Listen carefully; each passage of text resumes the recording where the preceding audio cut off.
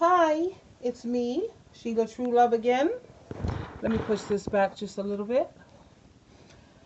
And today's topic is going to be about, well, it's a Q&A actually, and someone sent me a question asking me, I seem to be such a really amazing woman, so they say, why is it that you are recently divorced? And my reason for being divorced, let's go into that. Well, I think I've made it very clear that once a person is unfaithful, that's a deal breaker for me. There is no coming back from that. And the reason I feel that way is because once a person cheats on you, the trust is gone. That's just gone. You know what I mean? And I don't feel that cheating is a mistake. It's not a mistake. It's a decision that they made. It's a choice that they made. They didn't care about you. They didn't think about you, and that's just no. That's unacceptable. Um, I was forced to have my husband leave the home because he had a very violent temper, and when I told him to go into therapy, he would go into treatment for maybe 2 weeks, and then he wouldn't continue.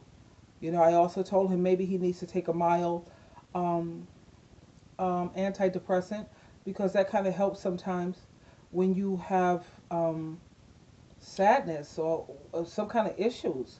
When I married my husband, I didn't know that he had Asperger's and TBI, traumatic brain injury. I had no idea about all of that. People who have Asperger's, they they're very selfish.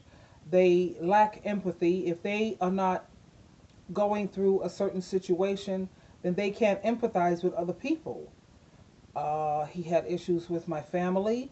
My family did nothing but respect him and treat him just exceptionally. And he just couldn't seem to, I don't know, feel comfortable or get along with my family. My family is a family who has a background of enjoying educational things, and he just didn't feel comfortable. He constantly felt inferior around my family, even though we didn't do anything to make him feel that way. We did everything in our power to try to help him. We had elders from the congregation try to help him. So many people reached out to him, but he has inferiority complex, and it's just horrible. And everyone had to walk on eggshells being around him, you know?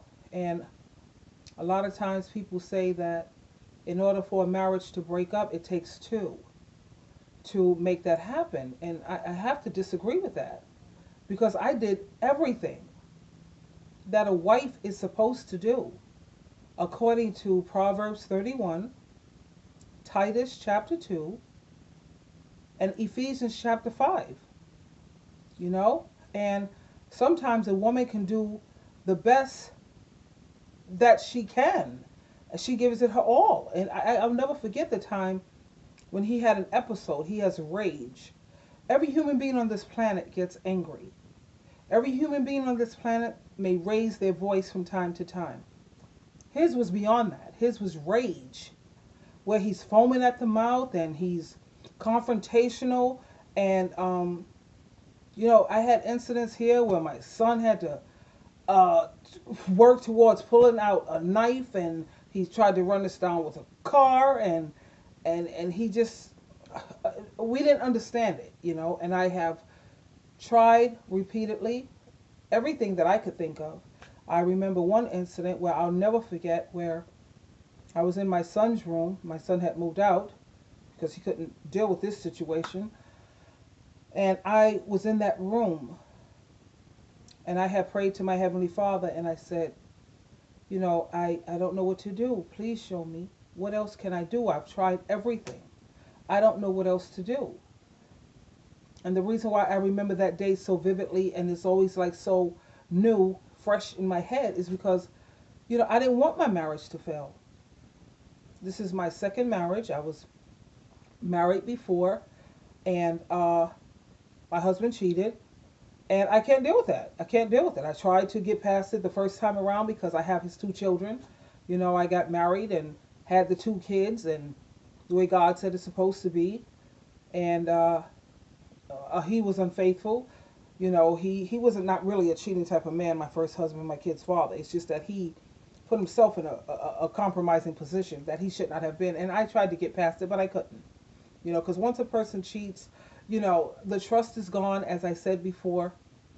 Anytime he comes home late, you wonder, is he over there cheating? What is he doing? If you call and he doesn't call you right back or pick up the phone, you got to wonder, what is he doing? You send him a text, he doesn't text. You know, who needs that? And I am so not trying to be a grown man's babysitter. I have books that I'm writing. I have a job. I have friends. I have family. I have Christian meetings. I have the ministry. I have so many things that I to focus on besides me having to, what is he doing? Where is he at? Babysitter. No, I can't do that. I actually forget. I can't. I won't do that, you know? So that's why cheating is totally a deal breaker.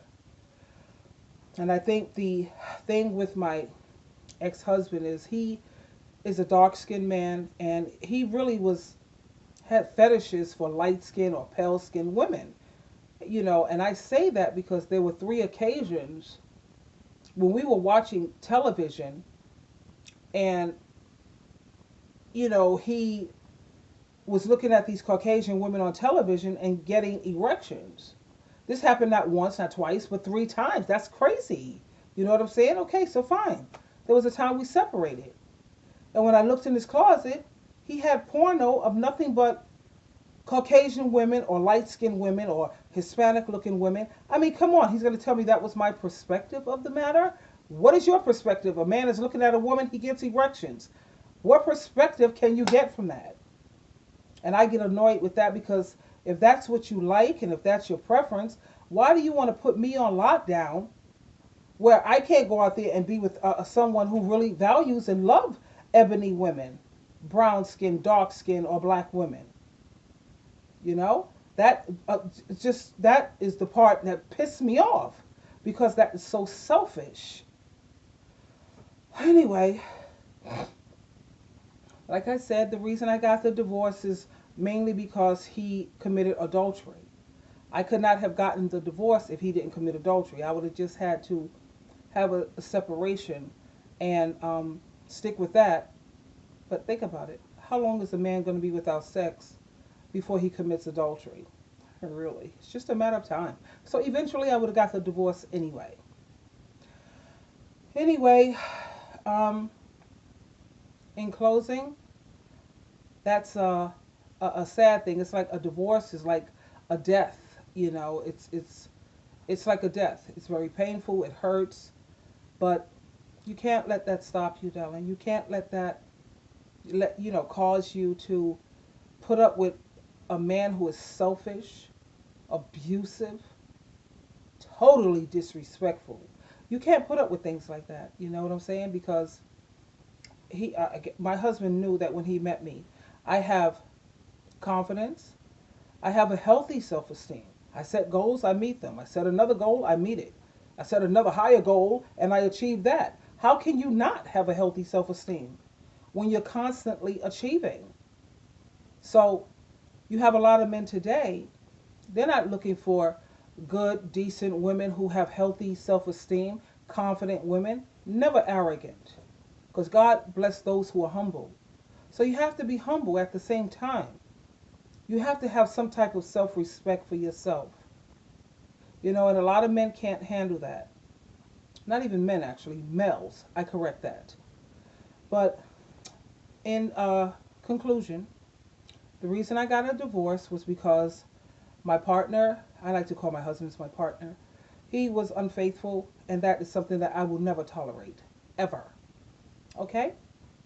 Anyway, darlings, I love you. And as you see, life goes on. You got to keep it moving. You know, God gave me life to live. I ain't got time for all this nonsense. But the thing is, I'll see you next time around. I love you so much. Bye.